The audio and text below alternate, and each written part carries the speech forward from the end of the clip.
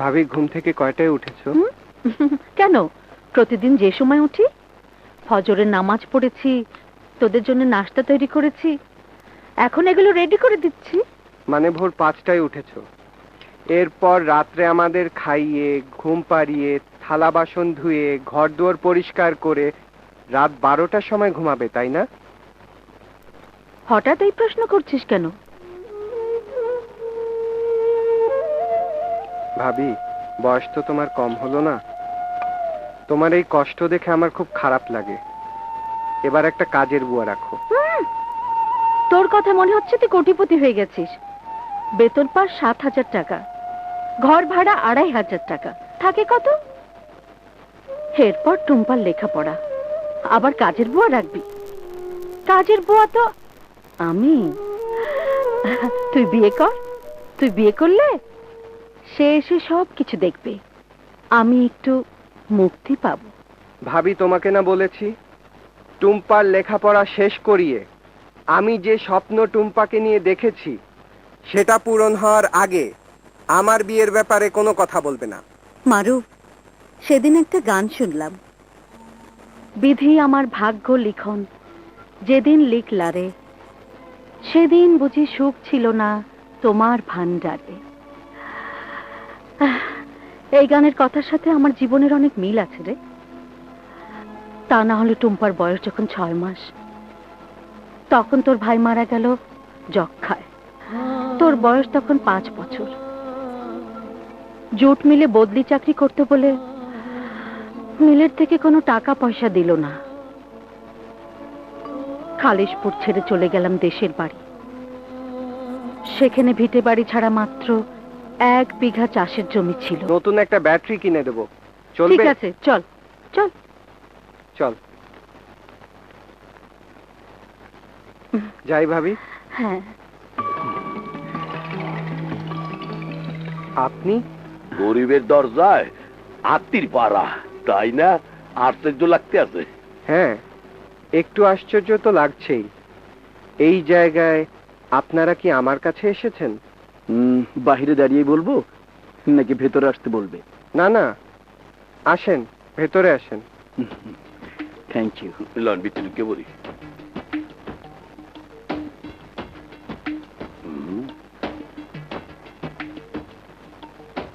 বসেন।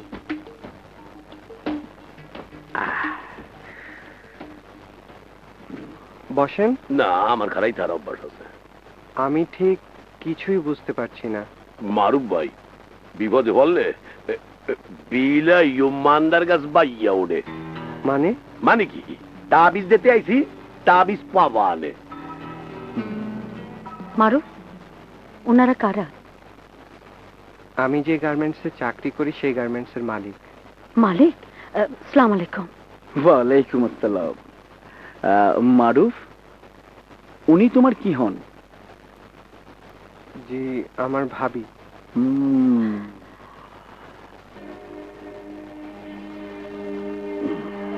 বিধবা বুঝি? জি।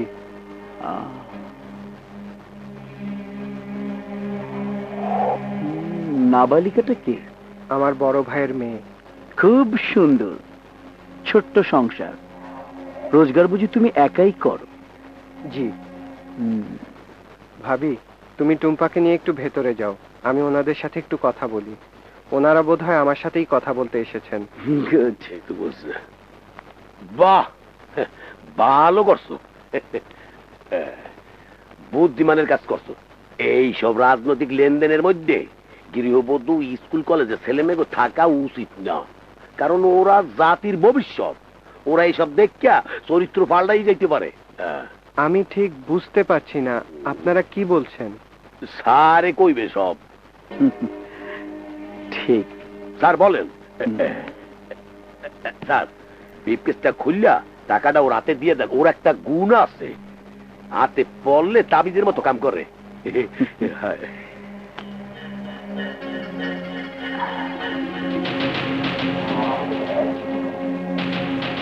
এখানে 5 লাখ টাকা আছে, রেখে দাও। নাবালিকা মেয়েটা তো বড় হচ্ছে, তোমার ঘাড়েই তো সব। টাকা 5 লাখ? ও মনু, তাবিজ তাবিজ। বুঝতে পারছি আপনার মতো বিশাল গার্মেন্টসের মালিক, কোটিপতি, আপনি আমার বাসা পর্যন্ত এসেছেন, এজন্য আমি ধন্য। আপনি আমার মেহমান। নিজের ঘরে মেহমানদের অপমান করা ঠিক না। এটা কয় কি মনু? আমি একজন সামান্য শ্রমিক। অন্যান্য শ্রমিকদের দুঃখ দুর্দশা দেখলে আমার কষ্ট হয়, কথা দিয়ে আরেক দিক লই গেলে। তাই তাদের পাশে দাঁড়াই। আর এজন্যই ওরা আমাকে ভালোবাসে। আমাকে টাকা দিতে চাচ্ছেন এই জন্যে আমি যেন ওদের পক্ষে আর কোনো কথা না বলি, তাই না? এটা আগেই বুঝতে ভেরি গুড, বুদ্ধিমান ছেলে, এই তো বুঝতে পেরেছো। স্যার, আমি দুঃখিত, আমি ওদের ভালোবাসার সাথে বেইমানি করতে পারবো না। এই টাকাগুলি বরং আমার শ্রমিক ভাই বোনদের মাঝে ভাগ বটোয়ারা করে দেবেন। স্যার, আমার মনে হয় আপনার অফিসের বেলা চলে যাচ্ছে। স্যার চলেন, আর একটু থাকলে অপমানও করতে পারে। হয় হয় হয়, কাইচে পড়ি লাইন দেই। তাহাড়ি ফিরেই দিলি।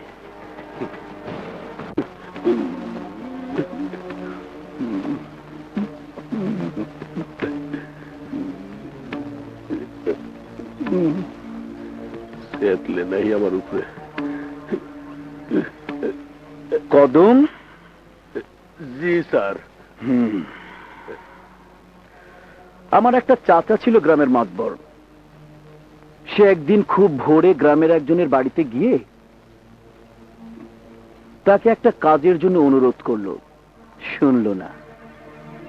তার নাম ছিল ইয়াকুব আলী। আমার চাচা খুব বদমেজাজি লোক ছিল। চাচা ওকে বলল, ওরে ইয়াকুব, ভোর বেলায় তোর বাড়িতে আইসা হইলাম আমি বেয়াকুব। বইলাই হাতে লাঠি দিয়া একটা বড়ি মার খেল। ইয়াকুব আলী পায়খানা করে দিছিল। আমি তার ভাতিজা হইয়া আমার একটা চাকরের বাড়িতে আইসা হইলাম বেয়াকুব, কিছুই করলাম না। এর জন্য দায়ী কে? স্যার মুই। তাহলে তুই বল, এখন তোকে কি করা উচিত? মোর মাথা পাশাই একটা বাড়ি মারিয়া দেন, মুই ওই জন্য পায়খানা করি। না না না না না না, লাঠি দিয়ে মারার চল এখন আর নেই। তবে এইভাবে একটা থাপ্পড় মারা উচিত ছিল। স্যার এখানে মারছেন না, অফিসে নিয়ে মারছেন। বুদ্ধি আছে স্যার, আরো বুদ্ধি আছে।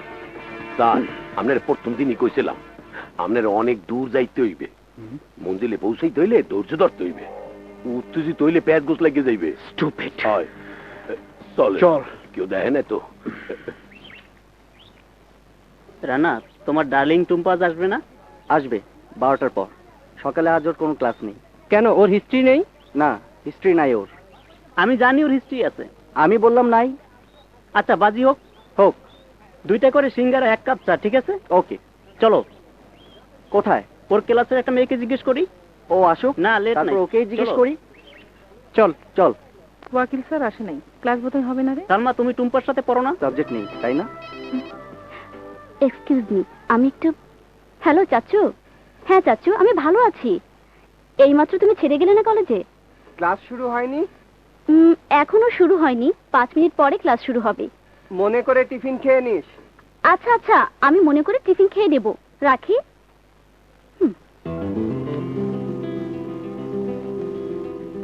সরি, আপনি কি যেন জিজ্ঞেস করছিলেন?